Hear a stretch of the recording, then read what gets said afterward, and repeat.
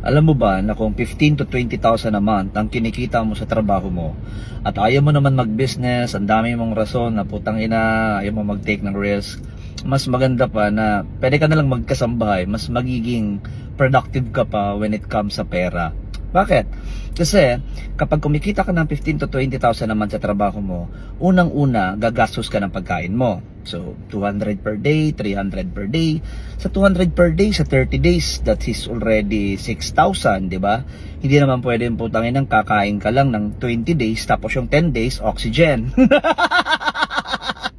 So, di ba, 230 days, 6,000. Yung kasambahay, hindi siya gagasa sa pagkain niya. Bakit? Libre ni amo, di ba? Libre ni amo, sagot ni amo. At kung generous pa yung amo, mabait pa yung amo mo, kung ano yung kinakain nila, yun din ang kakainin mo, di ba? Ngayon, kung ikaw ay nagtatrabaho, maliban dun sa 6,000 ang nawala sa'yo, gagastos ka pa ng pamasahe mo araw-araw, magko-commute ka. Eh paano kung double ride, triple ride ka, di ba? Magkano yung pamasahe mo?